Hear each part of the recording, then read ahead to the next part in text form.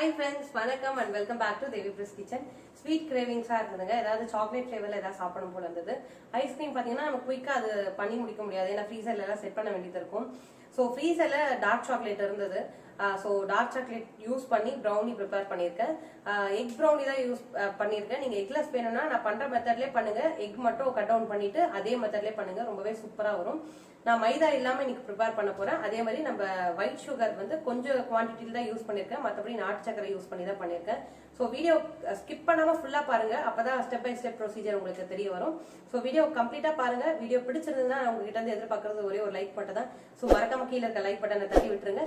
அப்படியே நம்ம சேனலை சப்ஸ்கிரைப் பண்ணனா ஃபர்ஸ்ட் டைம் பாக்குறீங்கன்னா மறக்காம சப்ஸ்கிரைப் பண்ணிடுங்க. வாங்க வீடியோக்குள்ள போகலாம். ஃபர்ஸ்ட் இந்த மாதிரி கேக் ரெசிபி பண்ணுறதுக்கு ஒரு மிக்சிங் பவுல் எடுத்துக்கலாம். நீங்கள் என்ன கப் வேணாலும் மெஷர்மெண்ட்டாக எடுத்துக்கோங்க. பட் அதிலே ஒரு கான்ஸ்டண்ட்டாக இருந்துக்கோங்க. இன்றைக்கி நான் ஒரு எண்ணெய்க்கு ஏற்ற அளவுக்கு ஒரு மெஷரிங் கப் நான் எடுத்திருக்கேன். அதில் ஒரு ஹாஃப் கப் அளவுக்கு நான் நெய் ஆட் பண்ணியிருக்கேன். நீங்கள் பட்டர் ஆட் பண்ணிக்கோங்க. இப்போ போய் பட்டர் என்னால் வெளியில் பர்ச்சேஸ் பண்ண முடியாது அப்படின்றதுனால நான் வீட்டில் இருக்க நெய் யூஸ் பண்ணி தான் நான் இப்போ ப்ரிப்பேர் பண்ண போகிறேன். ஸோ ஹாஃப் கப் அளவுக்கு சக்கரை நாட்டு சக்கரை மிக்ஸ் பண்ணி ஒரு பவுல் எடுத்து வச்சுருக்கேன். அதை தாங்க நான் சேர்த்துக்கிறேன். கம்ப்ளீட்டாக நம்ம நாட்டு சக்கரையிலும் ப்ரிப்பேர் பண்ணலாம். பட் நான் ஒரு ஹாஃப் ஆஃப் குவான்டிட்டியில் எடுத்திருக்கேன். ஸோ அது சேர்த்த மாதிரி ஒரு அரை கப் அளவுக்கு சுகர் எடுத்திருக்கேன்.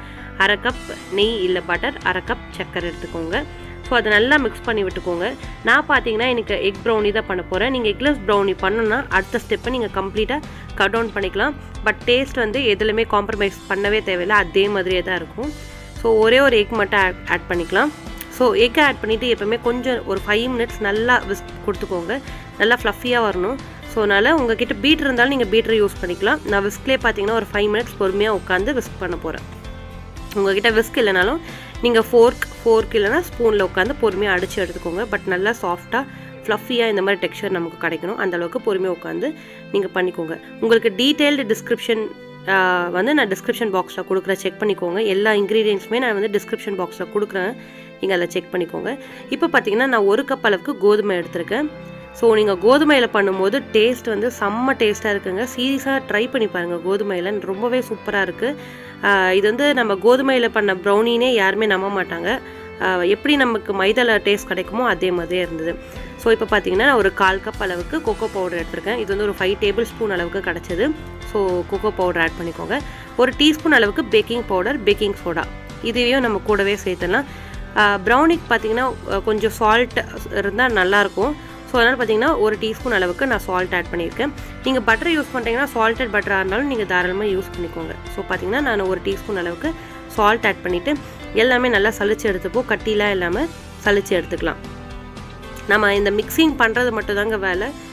குயிக்காக முடிஞ்சிடும் ப்ரௌனி ரெசிபி. ஸோ இது பார்த்திங்கன்னா நல்லா சளிச்சு எடுத்துருவோம். சளிச்சு எடுத்துகிட்டு பொறுமையாக நல்லா இப்போ ஜென்டிலாக தாங்க நம்ம மிக்ஸ் பண்ணணும். வேகமாக போட்டெல்லாம் அடிக்கக்கூடாது. ஸோ ஜென்டிலாக மிக்ஸ் பண்ணிக்கலாம். ஃபஸ்ட்டு இந்த பேட்டர் வந்து நம்ம போட்டிருக்க வெட் இன்க்ரீடியண்ட்டோடு நம்ம மிக்ஸ் பண்ணிக்கலாம். அதுக்கப்புறம் நம்ம கன்சிஸ்டன்சி வர வைக்கிறதுக்கு பால் ஆட் பண்ணிக்கலாம். ஸோ வெட் இன்க்ரீடியண்ட்டோட இந்த ட்ரை இன்க்ரீடியண்ட் நல்லா மிக்ஸ் பண்ணிக்கோங்க. அதுக்கப்புறமா பால் கொஞ்சம் கொஞ்சமாக சேர்த்துக்கலாம். நான் பால் பார்த்தீங்கன்னா நல்லா காய்ச்சி ஆற வச்சுருக்க பால் தாங்க இன்றைக்கி யூஸ் பண்ணுறேன். நீங்கள் காய்ச்சாத பால் கூட யூஸ் பண்ணலாம். ஸோ பார்த்தீங்கன்னா காய்ச்சின பால் நான் கொஞ்சம் கொஞ்சமாக சேர்த்து தான் மிக்ஸ் பண்ண போகிறேன். நீங்கள் வந்து இதுதான் அளவு அப்படின்னு இல்லை பாலுக்கு. ஸோ நம்ம கொஞ்சம் கொஞ்சமாக ஆட் பண்ணால் தான் நமக்கே தெரிய வரும். ஸோ நான் பால் மட்டும் கொஞ்சம் மெஷர்மெண்ட்லாம் எடுக்கல, நான் கொஞ்சம் கொஞ்சமாக சேர்த்து தான் நான் வந்துட்டு மிக்ஸ் பண்ணிக்கிறேன். ஸோ நீங்களும் அந்த மாதிரி மிக்ஸ் பண்ணிக்கோங்க. நம்ம சேனலில் நிறைய கேக் ரெசிபிஸ் போட்டிருக்கோம். அவன் இல்லாமல் அதான் யூஸ் பண்ணி கேக் ரெசிபிஸ் போட்டிருக்கேன். லேமிங்டன் ப்ளம் கேக் எல்லாம் போட்டிருக்கேன். ஸோ செக் பண்ணாதவங்க செக் பண்ணி பாருங்கள். கீழே டிஸ்கிரிப்ஷன் பாக்ஸில் லிங்க் கொடுக்குறேன். ஸோ கொஞ்சம் கொஞ்சமாக பால் சேர்த்து நல்லா மிக்ஸ் பண்ணிக்கலாம்.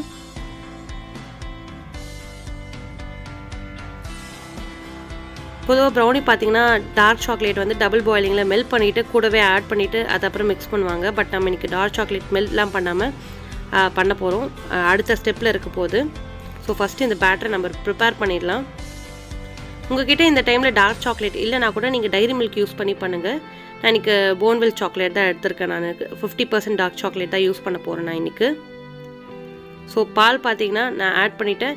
கொஞ்சமாக அந்த பால் இதிலே வந்துட்டு கொஞ்சமாக தண்ணி சேர்த்து நான் மிக்ஸ் பண்ணிட்டு போகிறேன். தண்ணி நிறையலாம் இல்லைங்க, சும்மா ஒரு 1/4 கிளாஸ் அளவுக்கு தண்ணி கொஞ்சம் அந்த பால் இதிலே சேர்த்து நான் ஆட் பண்ணிட்டு போகிறேன்.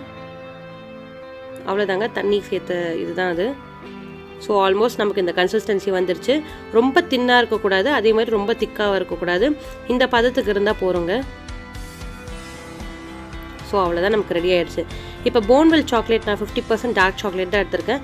அது வந்து ரஃபாக சாப் பண்ணி ஒரு 1/2 கப் அளவுக்கு நான் எடுத்திருக்கேன். ஸோ அதை இந்த மாதிரி ஆட் பண்ணிடலாம். நீங்கள் வந்துட்டு மெல்ட் பண்ணி ஆட் பண்ணாதீங்க.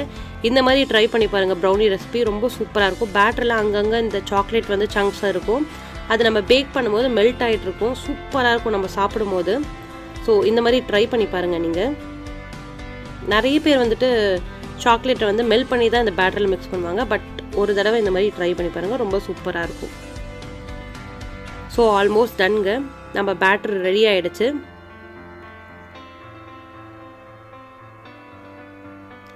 இப்போ பார்த்தீங்கன்னா நான் வந்துட்டு பேக்கிங் ட்ரே ரெடி பண்ணி எடுத்து வச்சுருக்கேன். Tissue paper, butter paper add பண்ணி எடுத்து வச்சுருக்கேன். 1 டீஸ்பூன் அளவுக்கு வெண்ணிலா எசன்ஸ் சேர்த்துக்கலாம். உங்கள்கிட்ட பட்டர் பேப்பர் இல்லைனாலும் நீங்கள் யூஸ் பண்ணுற பேனில் கொஞ்சமாக எண்ணெயோ பட்டரோ நெய்யோ தடவிட்டு கோதுமை டஸ்ட் பண்ணிவிட்டு நீங்கள் இந்த பேட்டர் அப்படியே நீங்கள் ஆட் பண்ணிடலாம். நான் இன்றைக்கி பட்டர் ஷீட் போட்டு ரெடி பண்ணி எடுத்து வச்சுருக்கேன். ஸோ அதில் ஆட் பண்ணிடலாம்.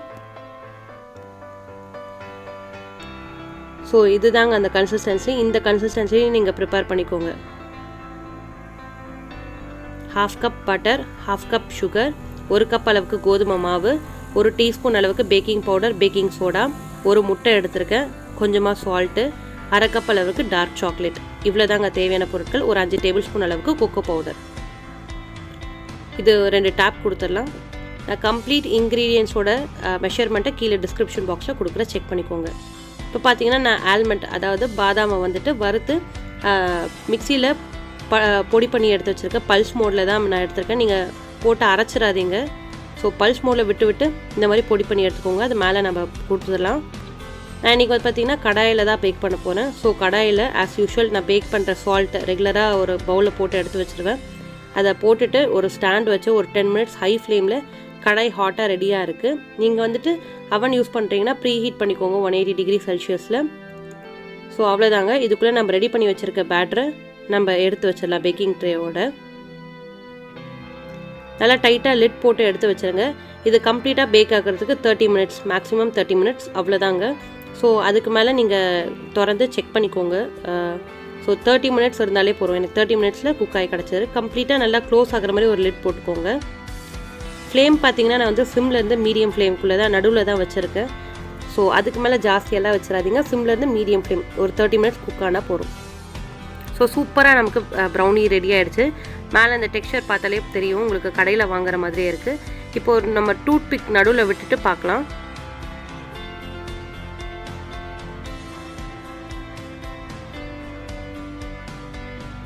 ஸோ அவ்வளோதாங்க. இந்த அளவு வெந்து வந்ததாக போதும். மேக்ஸிமம் 30 மினிட்ஸ் அவ்வளோதான். அதுக்கு மேலே வைக்காதீங்க. நீங்கள்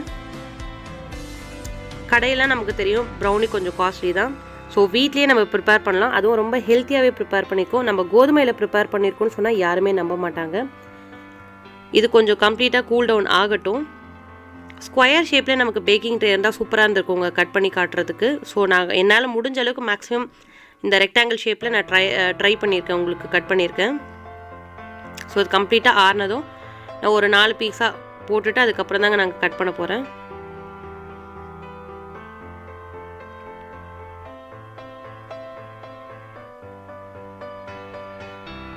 ஐஸ்கிரீம் இருந்தால் மேலே ஐஸ்கிரீம் வச்சு சாக்லேட் சிரப் போட்டு சாப்பிட்றதுக்கு ரொம்பவே சூப்பராக இருக்கும்.